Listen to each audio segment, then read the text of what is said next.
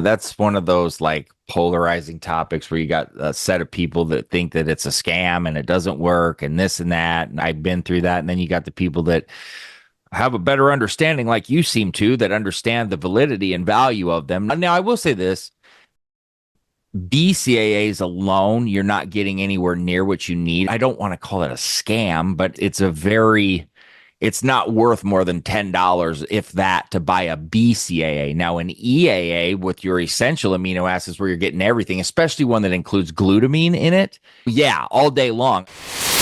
All right. Well, it's a real pleasure to have Dylan Gemelli on the show today. Welcome. Hey, good to see you, Zora. Thanks for having me here. I've binge listening to your podcasts and you're amazing. And it's so informative in terms of building muscle and now biohacking. But I really want to focus on building muscle, building strength, building power today. Yeah. Because we're going to talk all about in this context of a woman going through this menopause transition, and Mm. her hormones are fluctuating and she's struggling with body composition. It's really hard to build muscle when you're in this peri and post-menopause phase, and what generally worked for us when we're in our 20s and 30s is not working anymore. So Sure. yeah, and we know that hormones have a lot to do with it, but it's not the only reason. I hate when women just blame it all on hormones, right? Hormones have a lot to do with it, but there's so much that we can do in midlife. And I'd love to hear your experience with the people you're working with, women that you've seen struggle. What do you think is the biggest problem when she's having a hard time building muscle? It's funny because a lot of it starts with mentality and the mental thought of it.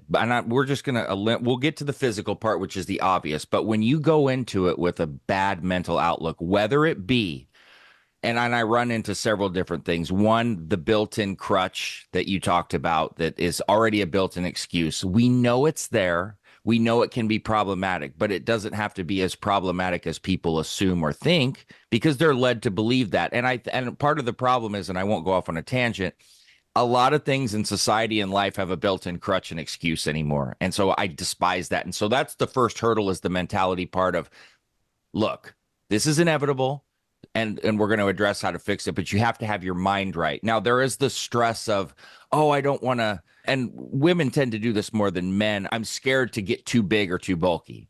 Mhm. And one of the things that I stress to women when they say that is, look, if you put on, even as a man, 2 to 3 pounds of lean muscle that you keep like over a year's time, that's a lot. Like, it's hard. You can gain it, lose it, gain it, lose it. You use performance enhancing drugs, you'll go up and down. And I have these arguments with guys that use different types of drugs, and how much do you actually keep? So that's one thing that I stress to women that are concerned about getting too big or bulky. You got to eat a lot to gain muscle, and you got to train heavy to gain a lot of muscle and size. So that's another hurdle that we have to overcome. So then we get past the mental side, because if you're not mentally there, you know this. That can throw hormones off, that can raise cortisol. You're never going to make progress because you're stressed and you've got your clarity's not there to focus on what you need to do. So let's get past that. Then we'll go to the physical attributes like you're talking about. So the first thing is overcoming the resistance to want to weight train. You don't have to be a bodybuilder. You don't want to be a bodybuilder, especially at that age. Men, you don't want to be bodybuilders at that age. I teach people, men and women alike, lift smarter, not heavier. Okay.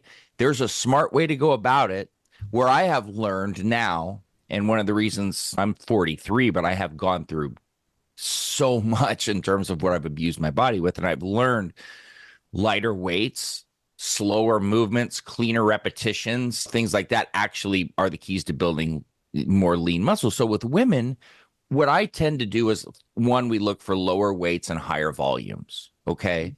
That is more conducive to a woman's body in general, unless you're trying to be a bodybuilder, which obviously that's a very select, minute few. But in the category we're talking, especially, we try to keep the movements at something that's a little bit more cleaner, easier to do.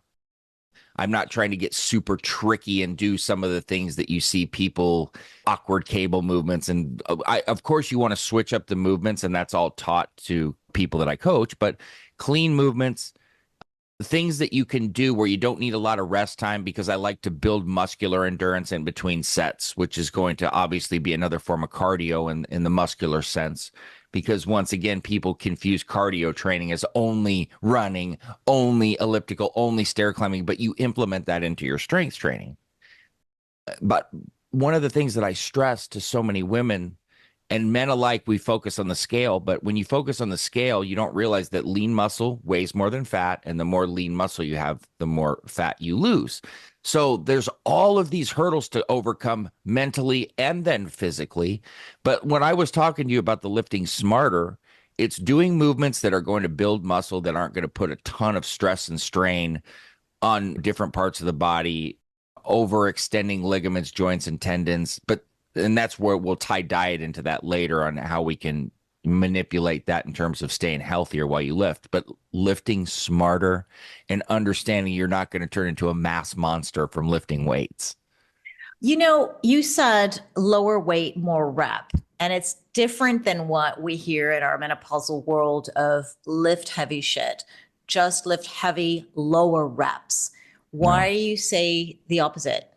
First of all, you can do that if you'd like to, but I implore you to compare on how you feel and how many injuries you suffer by just lifting heavy shit, as opposed to looking at the longer term and longevity aspect of things. Let me compare it to you. This is how with steroid guys that I've coached. They'll want to run these cycles of a steroid that is going to throw on 10 to 15 pounds right away. Awesome. Great. Right. Okay. Well, a lot of it's water weight. A lot of it is not keepable. You're going to lose a lot of it. You're going to go through side effects. You're going to suffer. And when it's all said and done, you're going to be far worse off than when you started. Or you can take something much lighter and you're going to progress a little bit slower, a little bit smoother, put far more less stress and strain on your body. And when it's all said and done, you're going to end up keeping more than the person that put on the 5, 10, 15 right away. You're going to be in better condition. You're going to have better health, better longevity, etc. So relate that to the lifting. You go in there and just try to lift as heavy as you can. Do this, do shorter, smaller reps.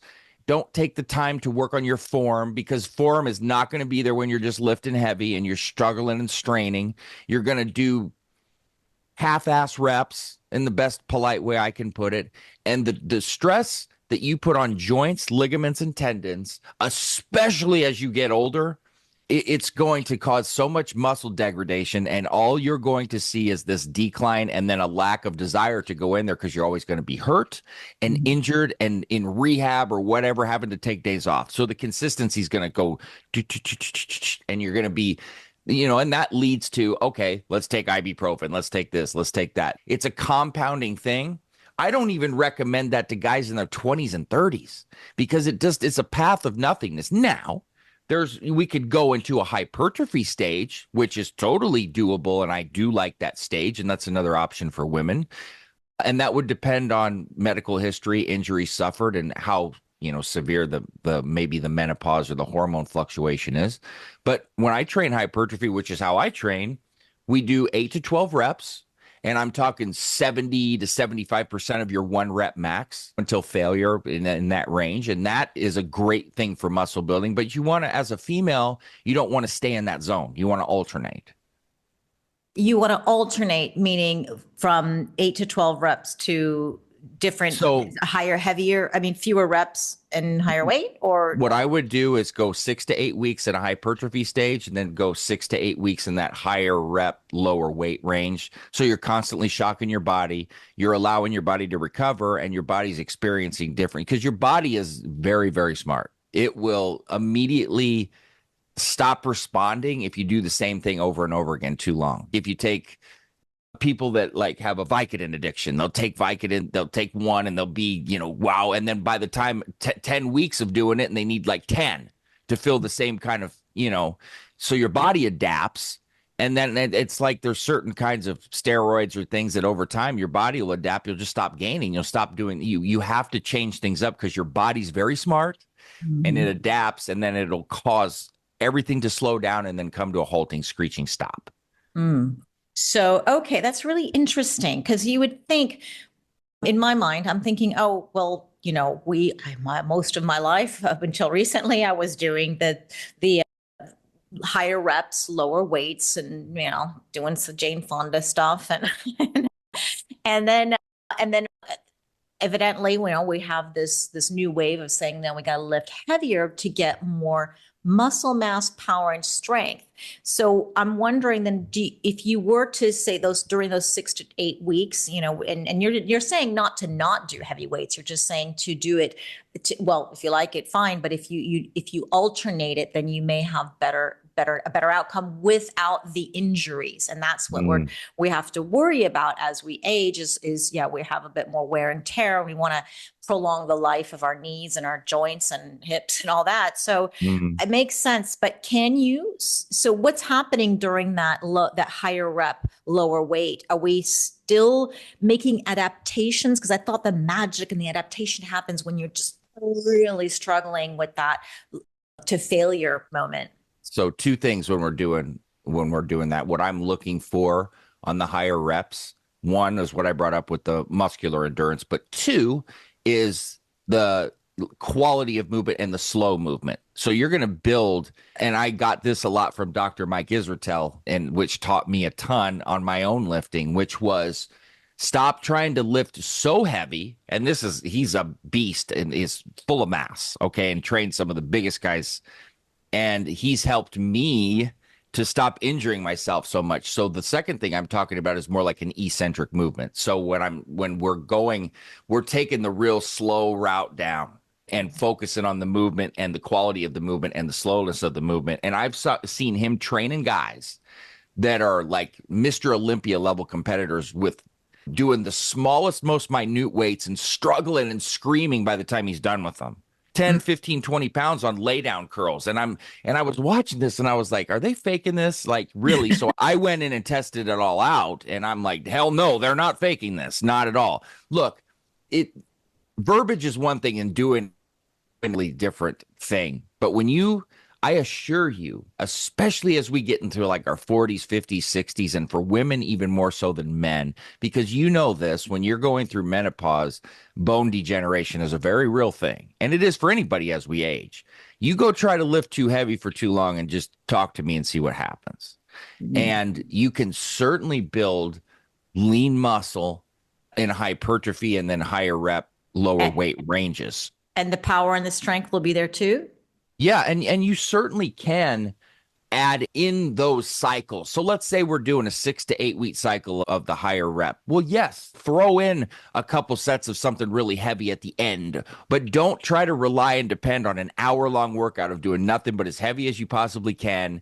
Of course, you can mix things like in there. That's fine. But look, it's like I tell people when you're bench pressing, explain to me. I want somebody to break down the science to me of, okay, they want to go in there and say, well, I maxed out at 400. Okay, great. So explain to me, what did that accomplish?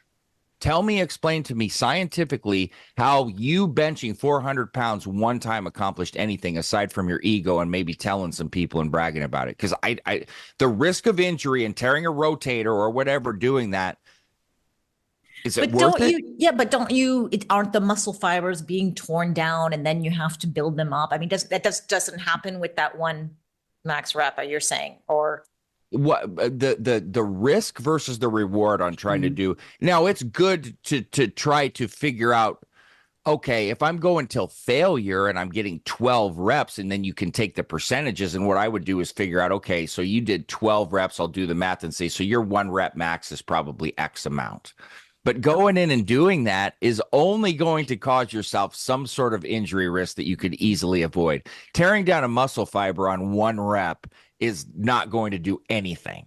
Tearing it down consistently on because like when I train, I'll take one, let's just say bicep curls. I'll have you do 4 sets of bicep curls in that 8 to 12 range, or 12 to 15, depending on if we're 50% 1 rep max or 70, 75.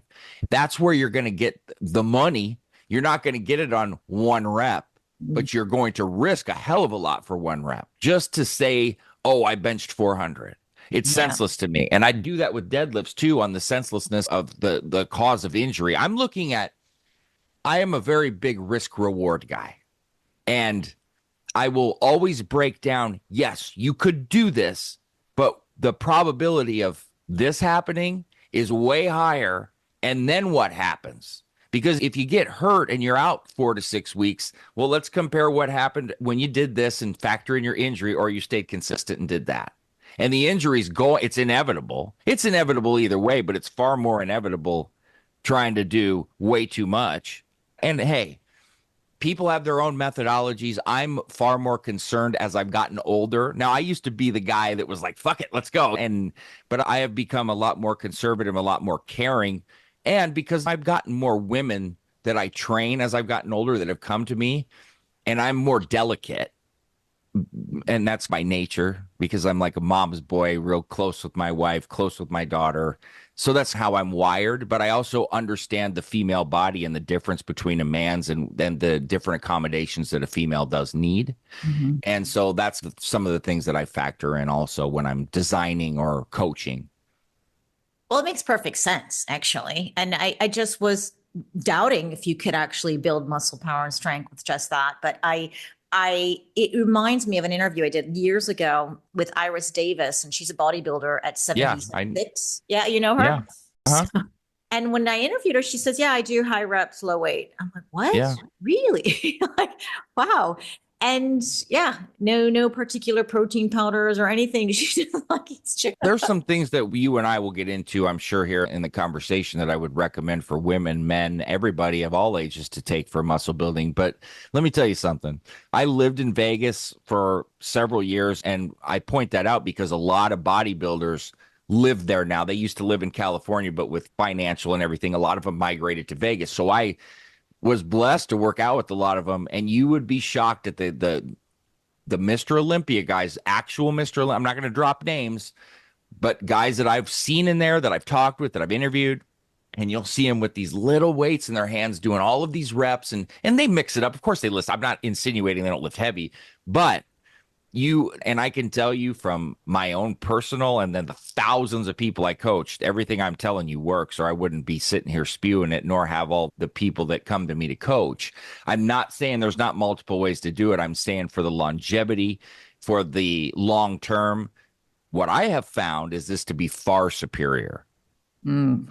So when you mentioned that this taking a smaller weight and doing it very, very slowly. Yep. And I did when I was in Portugal for a couple of months, and I had a trainer, and I told him, look, I've got this hip issue. I want to lift heavy, but I'm scared. I don't know, if I can. And he did that to me. It was the first time I had a trainer. And I swear to God, he had it on the lowest weight on a machine or the baby weight. And he had me do it so slow. I was making those noises in the gym. Yes. Everybody looking at me with a teeny tiny weight. And I looked ridiculous, but you're absolutely right. And he was trained for older adults. Like he says, look, we want to build muscle or help you, but we cannot risk injury or worsen your issue, whatever you have. So he was brilliant as a Portuguese guy, and I'm really grateful for him. And I think you're absolutely right. And you can have some pretty serious struggles with a tiny weight, moving very, very slowly. Trust right? me, I know firsthand because I've been doing it on myself for years too. But you can't, one thing you have to be careful about as a trainer, a coach, somebody that's putting out content, whatever, just because something goes a certain way for you, you can't just say that's the end all be all. I have 15, 20 years of doing this experience and learning from a lot of mistakes that I've made and making the necessary changes and what I've viewed and witnessed. And so, look, I'm not preaching gospel by any stretch of the imagination, but what I'm preaching is anytime that I try to give facts and lay it out, this is going to work for 75 to 80% of the people out there, if not more. I try to, if it's going to be less than that, I try to say, look, this is hit and miss, but this is what I feel or what I see. This is what I know. But there's always outliers. There's always somebody, I know you get this, that there's somebody that might have the same kind of symptoms as somebody else, and you'll see it work for 8 people, and then there's one outlier. That's life. That's anatomy and physiology, right? But this is, I assure you, what I'm telling you is for most. Yeah. So what you also mentioned was lifting smarter.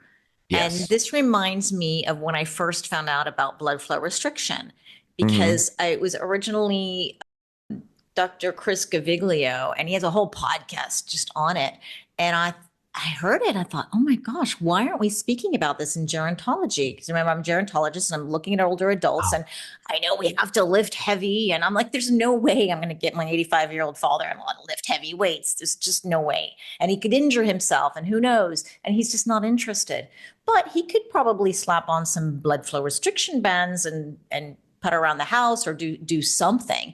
And then eventually I learned about katsu training, which is much safer, a lot fewer contraindications than just blood flow restriction. But when Hmm. you YouTube blood flow restriction and you do a Google search, you'll find, there's the bodybuilders, and then there are the rehab people who deal with Yeah. surgeries, injuries. And I thought this is why I brought it onto the podcast, because I thought, well, this is a very smart way of getting muscle.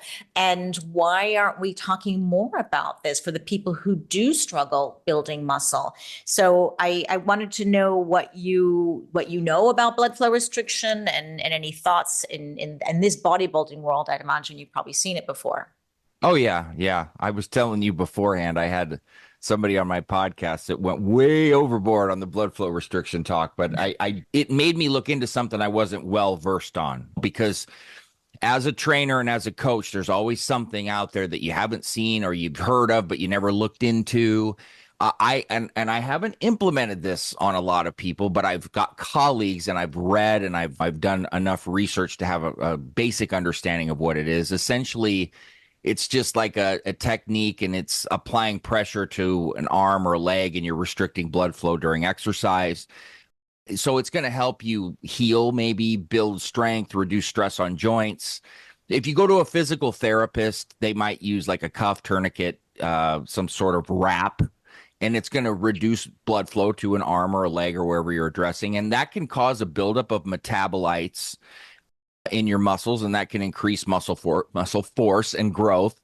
Now, your body's essentially going to respond like it's training harder, even though the weight you're lifting is lighter, which is like what we're talking about, right? So that's a way to enhance the lighter weights that we're using.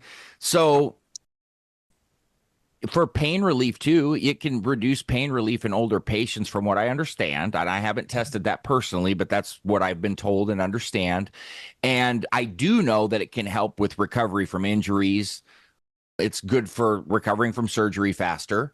It can improve your cardiovascular fitness. And like you said, rehabilitation, excellent for rehabilitation. But I've seen and heard, obviously, more athletes talking about it as well. It's something I personally need and want to try. And until you brought it up to me today, I didn't really. I have so many different things that I'm working on and doing and that I try. It's something now, since we're talking about it, and it's in fresh in my mind. I'm going to talk to you about it later too. Is I'm going to try it then and maybe do a talk on it. And what I'm trying to do right now is expand everything I'm doing. That's why I'm focusing on mitochondrial health and cellular health. So this would be a great addition for the people that I coach, and something that I can personally add. So thank you Mm. for bringing it back to my attention too, because I know enough, but not enough to be an expert on it. I think if you are interested, I mean, you're in the lifting smarter and at aging and protecting our joints, Hmm. it's definitely going to be high on your list of go-tos. So Yes. I'm curious to see, as you learn more about it and as you implement it and maybe talk to other people who are using it, what your thoughts are. I personally don't like to think it's a replacement for exercise or lifting heavy. No, It's it's an just add-on. it's an add-on, yeah, like a Yeah. supplement. It's an add-on, Yeah. but especially like if you're injured or you just had surgery and you don't want to lose your muscle mass, my gosh, it's an amazing, amazing tool. And I told you earlier, yeah, I had this post that I made of my body composition before and a year and a half later with very little exercise, mostly rehab and mobility. And it's the same. Like you don't see a change in the body. And that was my biggest fear when I was told you can't do more impact, you can't do these exercises anymore. And I thought I'm going to lose it. And of course, it's not only Katsu training or the BFR, I've adjusted my diet and I kept my protein up. And there's a lot of other things. But one thing I think is really important, a great study that I found was if you are injured or if you are going through surgery and you just simply cannot exercise or get to the gym and you're waiting, there's plenty of people on a waiting list. They have to wait a year before they get their surgery and they're panicking. And this study showed, and there've been replicative studies as well, that they looked at people who exercised once a week and then they looked at people who exercised once every 2 weeks. And then they had the control group of people who didn't exercise at all. Right. And I think it was a 12-week study. And they looked at muscle mass and aerobic endurance. And when they saw the people who exercised just once a week, they kept maintaining that, they kept significant amount of muscle strength and aerobic endurance. It was Really? very little that was lost. And then the people who did it once every 2 weeks, they also had they kept a lot of their muscle and their aerobic endurance, not as much as if you did it once a week, but it was significant enough to report. And then of course, the people who didn't do anything, they had the greatest loss. But I thought, wow. And that's something that I did, even though as little as I could exercise, I did regularly. And I would do it maybe 4, 5, 6 times a week, just my boring rehab exercises. But I did consistently stay there. And of course, I was using Katsu bands like twice a day. But I think there's something to be said, like, don't be afraid if you cannot exercise for a while. If you can do something, and you could probably train an upper body if you're injured on the lower body or vice versa. There's always something you can do. But I thought that was a fascinating study, and it helps. And I sort of proved it, I guess, myself, and it does work, at least with me, and encourage people to don't give up on your exercise if you're injured or you just simply can't for a while. But that was an amazing study. It's awesome. I So, love these. yeah, no, it's good. And I don't know, actually, maybe you probably know this better than me, how true that is. But I also heard that say you did lose some muscle mass, let's say you lost 30% of your muscle and it took you 6 months to get there. But after you are able to get back to training, it shouldn't take you 6 months again. No, that's the beauty of what we call muscle memory. And obviously, depending on the reasoning for the loss and et cetera. But in general, if we're just talking about normal muscle loss like that over a period of time, your muscle memory factor should be quite quick, depending on your length of training. Well, let's just say, throw out a number, 5 years of training, you took off 3 to 4 months based upon injury or whatever the case may be. You should expect it to come back rather quickly. That's one of the reasons why when I would once again get some of the bodybuilders and they'd get an injury and they immediately want to get back. Oh, I want to take this and I want to do this. And I'm like, whoa, dude, just watch and let's let this go. 2 months in, stronger than before, muscle coming back cleaner than before. Sometimes your body just needs a rest. And that's where you really, really grow. And even when I played basketball in college, if I had an injury, or if I was out a certain amount, like right when I'd come back, it'd be like, whoa, like I'm in the zone. Now, of course, you come back to reality after a while, but it happens that way. Sometimes you just need a break. We all overtrain and we all put too much stress and strain on ourselves and never give our chance to recover or grow. And so, of course, I don't recommend doing that often or whatever the case, but it's important once or twice a year if you're consistently training to take that time off. And it's not easy. Trust me. It's taken me till in my 40s to stop training when I'm sick, to stop training 6 and 7 days a week, to realize and understand the importance of rest and sleep. But that comes with maturity and age, I guess, and things like that. So what would you say then, a woman in midlife who needs to recover, and as the way I understand, we need a little more time to recover than we were in our 20s and 30s. And I think that's been part of my journey as well. I'm an overtrainer and I found it hard to rest and recover. I was like, wow, I'm ready to go. I feel good. I want to go. Yeah, I Even if you know. may have some muscle soreness, like, ugh, if I waited until the muscle soreness goes away, then I like wouldn't train at all. Yeah. So I would just push through it. But I think that's one of my lessons to learn is I should have spent a bit more time recovering. And I love to talk a bit more about that. So how many days or when does a woman in midlife know when it's how much time to recover and cover as well, the importance of recovery and why we need to recover, then how long we should maybe wait until we get back into the gym again? And obviously, this is going to come down to each individual, but in general, what I recommend as you get older, cause in your 40s, especially, I still don't see any reason why you can't at least be in doing strength training 4 days a week. And that's hitting every body part, doing legs. But as you get, let's say, mid 50s, 60s, or hardcore menopausal changes, hormonal changes, anything like that, 3 days in there would be a good number. I'm not saying go hit cardio training heavy on the days you're not lifting, but get your walks in, get your steps in. And I do that 7 days a week because we're just talking about a normal paced walk. But I would still be doing that on your days off. And you could do little things. You don't have to strength train every day. Do some basic calisthenics, do your abs, do some jump ropes and things like that. I teach people multitudes of different kind of calisthenic work to do at home, or different push-ups, sit-ups, just things that you can add in, but not a full-blown training session. But you want to look, let's say we're training biceps, for example. You don't want to hit biceps again for 48 to 72 hours because you never give them a chance to grow and repair. Now, as a female, as you get older, you're probably only going to do biceps once a week, or chest, or things like that. For me, I'm doing it twice a week, but I'm at a totally different stage. So you're going to have plenty of rest time in between. But I have to structure things far differently for people based upon their individual needs. But what I think what you're talking at the ages, I would be in that 3 to possibly 4 days a week range, depending on the person. But you know what else? Diet plays a key role in that. And I look at inflammation tests, like your high sensitivity C-reactive protein, for example, tells me a lot on what we need to do and address. And there's a lot more to it than just guesswork. I'm very numbers oriented, and I'm very detailed on blood panels I check and markers I look for that would give me the data I need on the recommendation I would give somebody in their training, and so on and so forth, and manipulating their diet and what supplements I'm comfortable giving them. But just basic, since it's a basic question, you want to make sure that you're getting plenty of rest in between your sessions.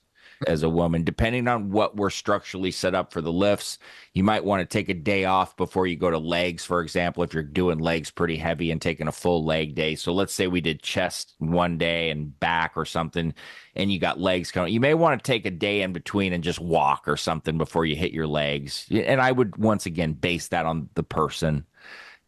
But just things to consider. And the way that you can tell is, am I getting delayed onset muscle soreness consistently? Is it still reoccurring? Am I having terrible joint pains when I get up, or do I not want to bend over, and is it a struggle? And then you're like, okay, so let's see if I scale back or change my days or whatever. And then it's trial and error. So it's hard to answer with a cookie cutter solution because there's not one. And people that offer that, I can't take them too seriously in what they're talking about because it's all so particular to the individual. I can only give basis. So would you say then if she's got muscle soreness, wait until it's completely gone? You can work another body part while you're waiting, or It depends on the severity of the soreness and how long it's reoccurring.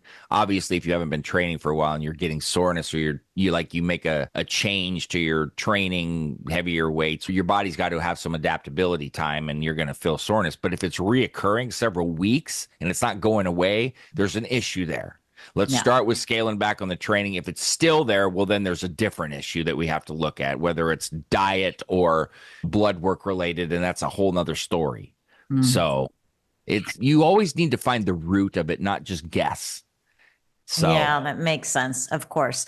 So let's then give some tips for a woman in midlife who's really looking to change her body composition and build some muscle. And you mentioned, okay, let's do a 6 to 8 weeks of 8 to 12 reps, higher reps, lower weight, and then you can switch that off and do 6 to 8 weeks of the opposite of higher weight, lower reps. And then what are maybe a couple other changes or things you think she should implement in her life?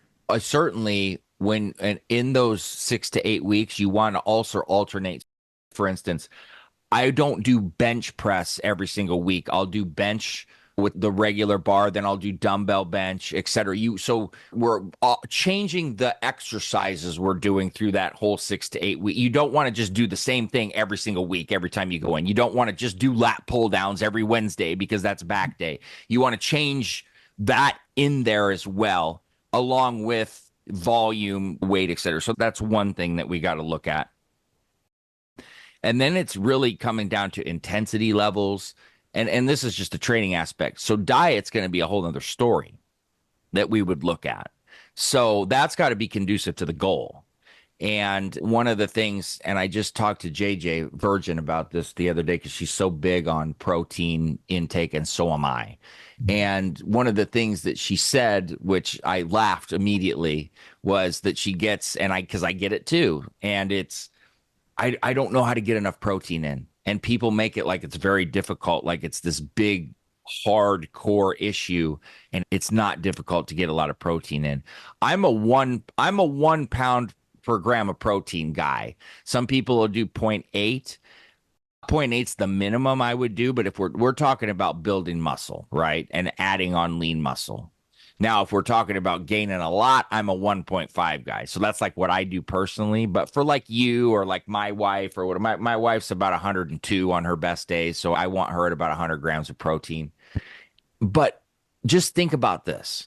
If you sat down and had 4 ounces of chicken, which is like up, even somebody with no appetite, that's gone like this, right?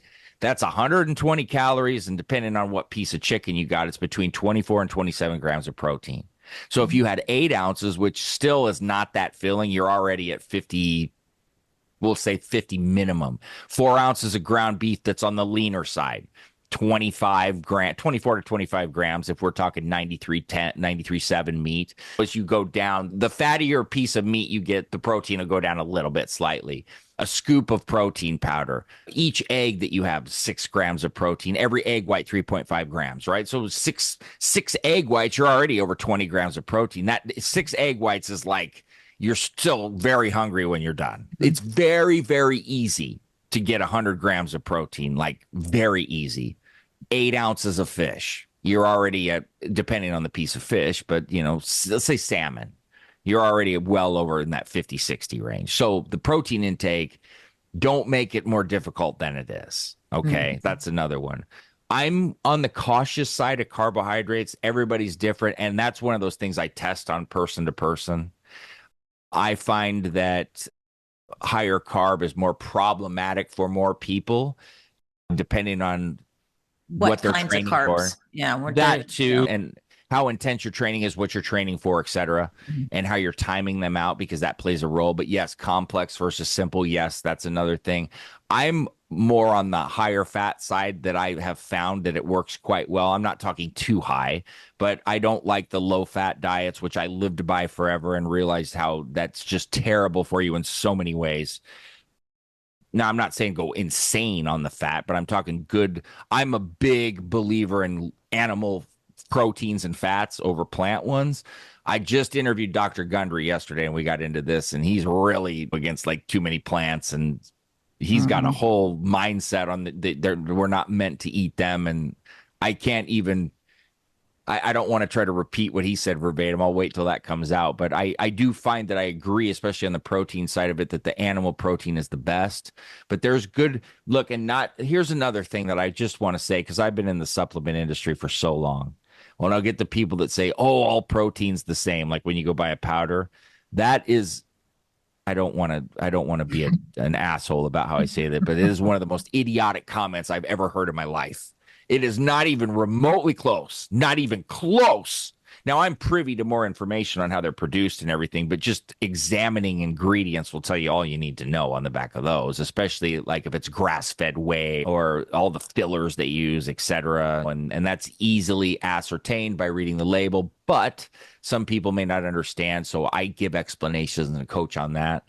Creatine is another one that I recommend for everybody, whether you're 12 to 70. I've got my, or 80. I've got my mom on it, my wife on it. That is one that I'm sure you're aware that the past like year or two, especially, that more people have finally come to the understanding and realization how important that it is. And it's like the most studied supplement, the most proven one, study after study.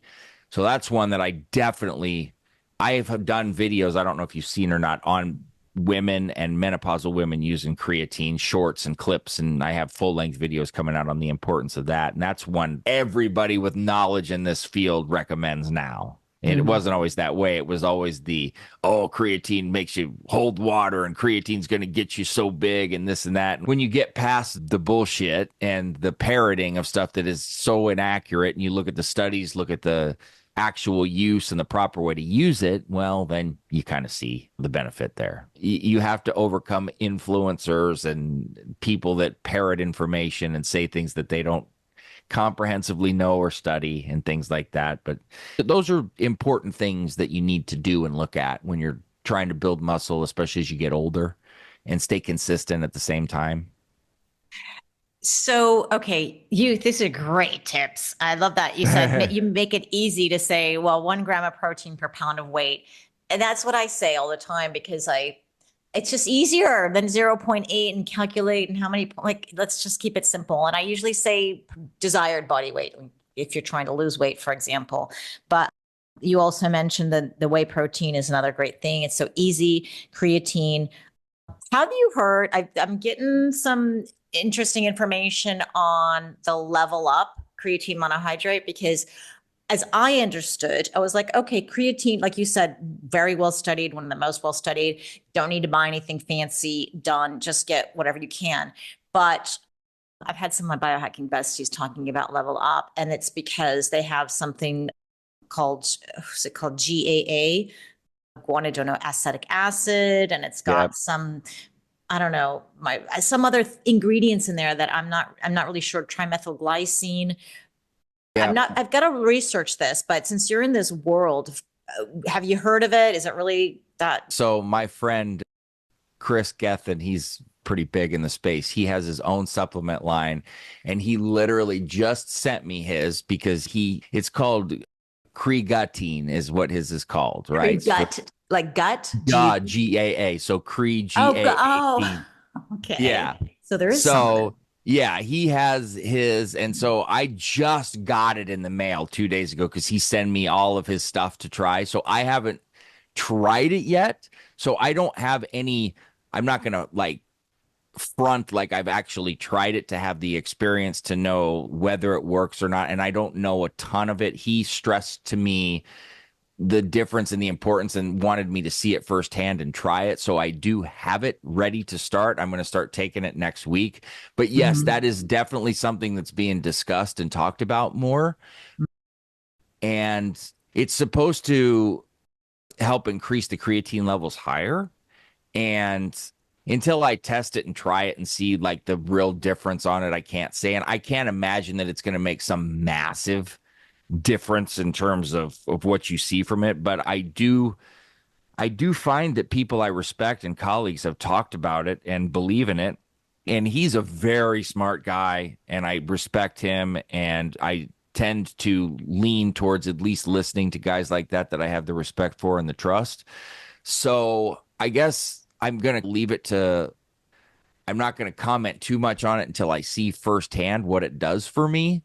So I can't say with certainty, this is going to do this or that, but it's definitely another look. People have been trying to manipulate and change creatine since I started in 2010, and they were doing creatine differentiation so far back before that, whether it was like creatine ethyl ester, which was supposed to be so big and so expensive, and we found out it didn't do jack shit, and these different forms of creatine. And then you'll get the people they just stand behind monohydrate. And so I don't know. It's tough to say. I have stuck with monohydrate. JJ has hers that she sent me. It's called Creatine, even though it's not just for women, and it's creatine HCl, and that's been around. And she was firmly behind that. She's brilliant, so I'm taking her word for it. And I'm going to try that because that's one that you supposedly need to take less of. And I'm all for that. I like taking less of anything if you can get the same result. And that's a different discussion on dosing that we can talk about. So I don't want to say too much about that without trying it and learning more about it. But I do know it's becoming more popular. Yes. Okay, you and I are going to put it to the test, and then we're going to share notes and see. Yes. Because that's, yeah, interesting. Yeah, and I always tend to think creatine is, yeah, I take it. I think it's important. The studies are great. It's really well supported, but I just don't think it's going to. I don't see it moving the lever huge. More like actually eating protein or maybe whey protein, or even essential amino acids. I don't know what your thoughts are on that, but I did a Oh great boy. podcast on that. And I thought, whoa, this sounds like the highway to having it all broken down. We don't need to digest it. And as we age, our gut is Yeah. not digesting things as well. So why take the whey protein when we can just get the fast track with the essential amino acids? Yeah, that's one of those like polarizing topics where you got a set of people that think that it's a scam and it doesn't work and this and that. And I've been through that. And then you got the people that have a better understanding, like you seem to, that understand the validity and value of them. Now, I will say this. BCAAs alone, you're not getting anywhere near what you need. And so I don't want to call it a scam, but it's not worth more than $10, if that, to buy a BCAA. Now, an EAA with your essential amino acids, where you're getting everything, especially one that includes glutamine in it. Yeah, all day long. I am a firm look.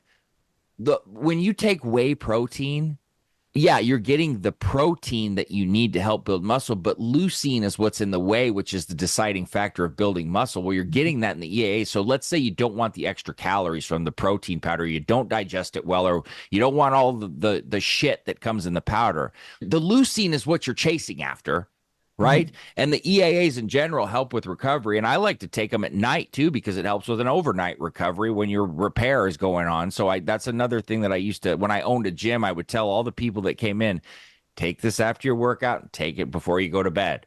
And that was a way to help rebuild overnight. I Oh, am on the side clearly of the validity and importance and the necessity of taking those after workout. Is it going to make the most drastic difference in the world and turn you into? No, it's not. But is it going to be beneficial? Is it going to help with recovery? Is it going to, when you start adding up the little things that everybody says aren't necessary, they turn into one big thing. And I always do that with like timing of supplements or meals. Do you have to do certain things?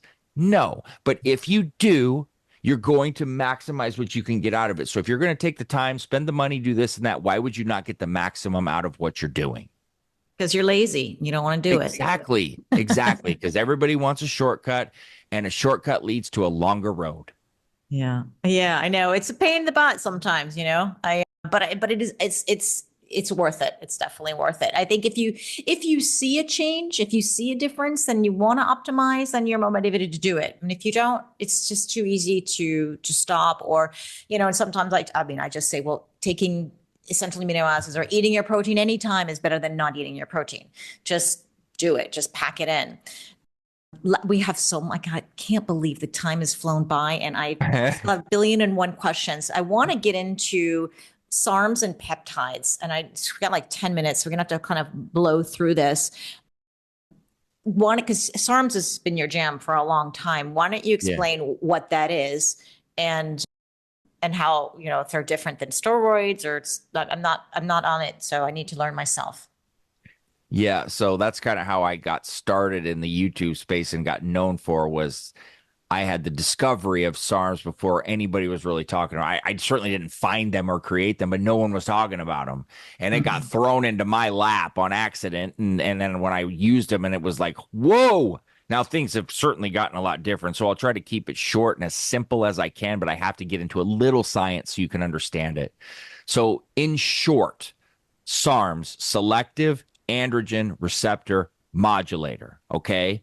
So these were originally designed and come to fruition for people suffering from osteoporosis, muscle loss from conditions like HIV, cancer, things like that, where you're certainly going to be losing muscle. Well, these were going to help to spare the muscle. Okay. Now, these have, let's talk about the bodybuilding world then, because that's really what they've come to.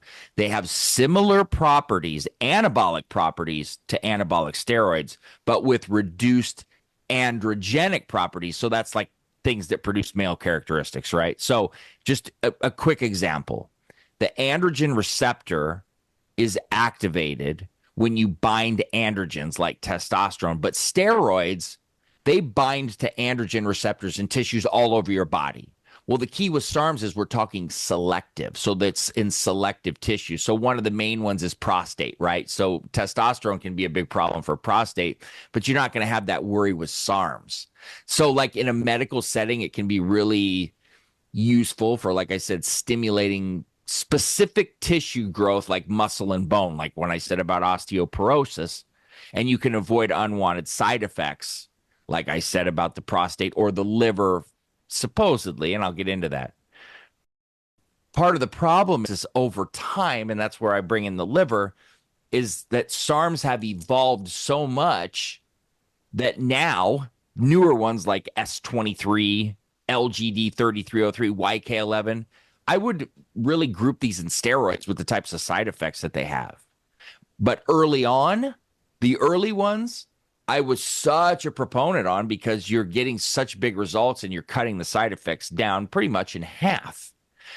But now they're having effects on liver. They're suppressing testosterone. It's gotten to the point where it's like, well, shit, you might as well just take the steroid if you're going to do this or that. But the preliminary and the ideology behind them was, okay, we can get steroid-like results without the side effects. And I stress like because I used to get such a hard time from the bros that you're saying that SARMs are strong. No, I'm not saying SARMs are stronger than steroids. I'm saying by the time it's all said and done, which we talked about earlier, if you take a cycle of SARMs, you take a cycle of most steroids, and you go through this fluctuation up and down, you go through the side effects, you go through the suppression of natural testosterone as opposed to what you get with the SARM, and then you go through your post-psychotherapy and you recover. When it's all said and done, not during, you're going to have more capability of gains, less side effects than you would with a steroid, where and more often than not, you're going to end up losing it all and yo-yoing up and down and struggling with your testosterone production, essentially putting yourself on TRT over the long term, right? Mm-hmm. So look, trying to explain long-term thinking to the bros is literally an impossibility for most. So I give up with that. I do it with more rational people now. And I'm far more into the peptide side of things now than I was with SARMs, seeing how, because my whole thing has always been, let's minimize side effects, let's get the most out of what we're doing and keep this to a minimum. Let's try to keep it on the legal side. Let's not hurt ourselves. And SARMs have evolved into, now look, I still have a love for them and the studies that I put into them, but I'm far more into peptides and nootropic research now. And I've written ebooks on all of these, SARMs, peptides, nootropics, everything. But the peptides are where it's at now and where my heart is, because I know the benefits that they have for people and they're not hurting people. And it's more widely recognized. You can't go to a doctor and get SARMs prescriptions and get scripts written and have all of this literature and get certified in SARMs like you can as peptides. And I have my love, my affinity there and my background, but it's just not where I'm at anymore. But I can talk all day about SARMs, you know? So. Yeah, no, you really know a lot about it. And so now you can compare them to peptides. And I'm guessing SARMs is, with the androgens is probably not good for a female anyways, right? Not particularly. Yeah. There's certainly some that females can take, but there's always that risk. And as you get into the newer ones, like I was talking about, and look, I get females that most all females, when they come to me to talk about SARMs, are super appreciative, like of the way that I say, look, can you run this? Sure.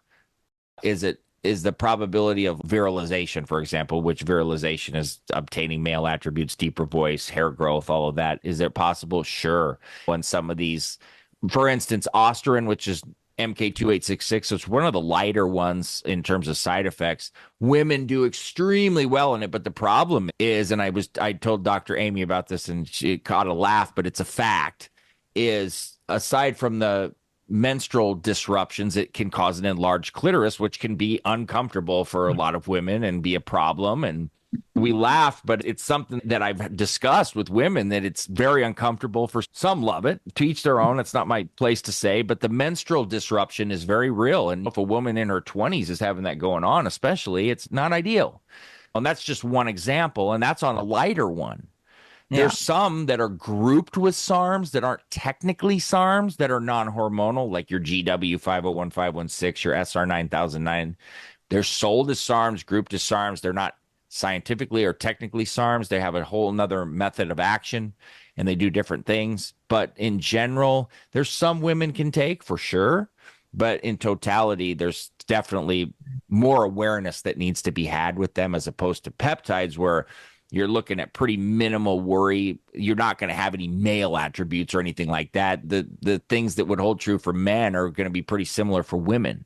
You may lower the dose for a woman on some things, maybe, but in general, not really with peptides. It depends on what we're talking about, but that's few and far between. With Yeah. SARMs, it's got to be totally manipulated and different for almost everything. Yeah, it doesn't even make sense. Okay, so we don't want to turn into men. Let's focus on the No, peptides no, now, I hope because not. yeah, when we think about peptides, when we think about steroids, we're like, ooh, no, that's dangerous. Let's stay away and be careful. And then when we think about peptides, oh, it's curious because there seems, when people talk about peptides, there's wow, all these benefits, more benefits than side effects is usually what we're seeing. So let's talk about the woman who's going through the midlife struggle to put on the body, the muscle and the strength. And she's, let's say she's doing the diet. Let's say she's doing the lifestyle. She's got her hormones dialed in and she's still struggling, because I always get to that foundation first. But let's talk about peptides. If she wants to go into the peptide world, what would you say that she should start looking at? Well, depending on the exact goal, if we're just talking about muscle building in general. So my favorite peptide is tesamorelin, but tesamorelin is focused more on fat loss, but it has the ability to gain lean muscle in the process.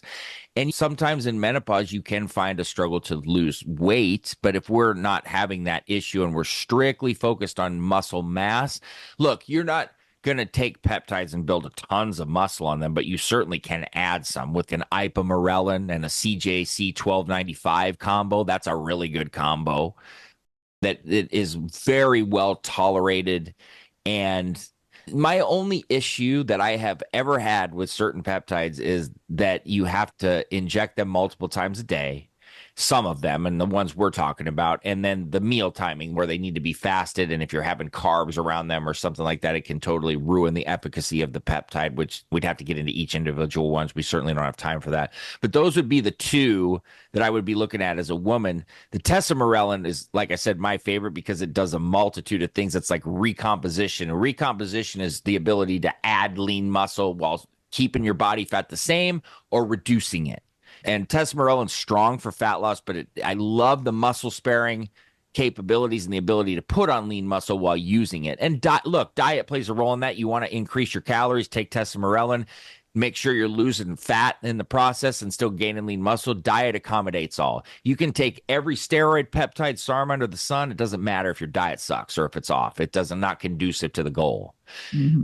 But with peptides in general, one of the reasons they didn't appeal to me at the time when I found them, which was at the same time I found SARMs 2011, is because they didn't, first of all, there was only like 7 or 8 to pick from, and none of them were putting on huge amounts of size. So for the bros and the people I was at that time, for me, they weren't that appealing. Now, watching and understanding and changing my view and my field and my knowledge base and everybody I work with and what I see, I wish that I could change my view but it also helped me to learn and appreciate them more and study them more later on. So I don't regret it. I do wish my views would have been different, but I do think that my personal path led me to still be ahead of the curve and to have a better appreciation of them later down the road. Mm-hmm. And so I'm very grateful to where they've come and how it's gotten such like a broad spectrum among everybody, and the acceptability of them and the understanding of, wow, these are just like amino acid chains like together, if you want to just keep it as simple as possible, that do so many different things. I have favorite peptides that aren't necessarily for muscle building. GHKU, the copper peptide for the anti-aging, right? For like you and I talked, everybody's favorite is BPC 157. And if you're really wise, you take TB 500 with it and let them work synergistically together. Are they good on their own? Yes. Are they far better together? Yes. But melanotan too, for the tanning, for the libido increase, things like that. There's so many options. Epitalon for sleep. I mean, shit, we can go on forever with what you have to choose from now because it's like endless and they keep coming out with more. It's fascinating, but it is a struggle to keep up with everything coming out too. Yeah, it is. It is. I see it moving very fast. I'm new to this world. I would say maybe the last 3 years or so, I've been learning more and more about peptides. And in case some people are listening, going, "What in the world are they talking about? Injecting themselves?" Like, yes, there. It seems peptides. There's bioregulator peptides. It's a food supplement. Then you have nasal sprays and troches and Oh, sublingual. You have everything. everything under the sun. But injectables, generally, what I've been learning about peptides is the fast track to things. You probably see a better result. And because I just got out of hip surgery and I wanted to do the BPC 157 and the TB 500, I was like, okay, can I do the nasal spray? And then the answer is no. You can, but it's not going to be as effective. And because I have this serious trauma that I'm trying to recover from, that was the highway. And it's not like I do this forever. And on No. peptides, you're on for a course and then you stop. But I just found out after I bought my TB 500 BPC 157 separately. Now they have it combined. Oh Oh, wow, yeah. so much easier. And then I also find out there's the same thing in an EpiPen. That's like it's much easier to stab yourself with an EpiPen than an actual needle. I mean, it just keeps evolving. I hope Well, one day they come up with transdermal patch of peptides. I mean, well. Like, oh.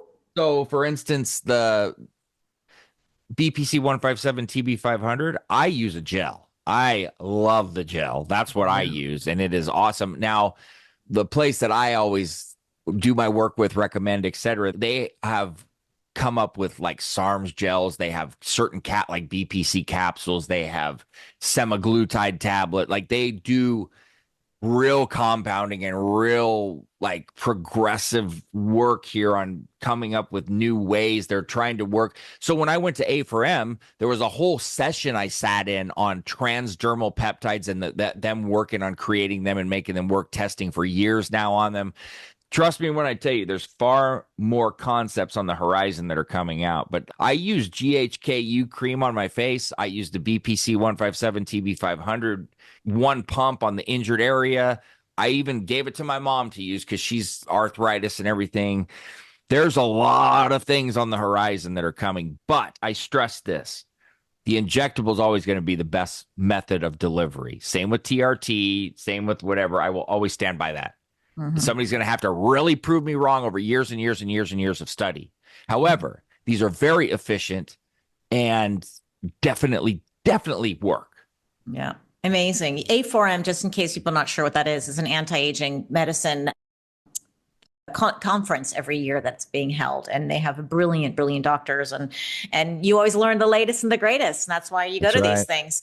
I'm dreaming of going to it in December next year, so Yeah. hopefully I'll be there and see you there.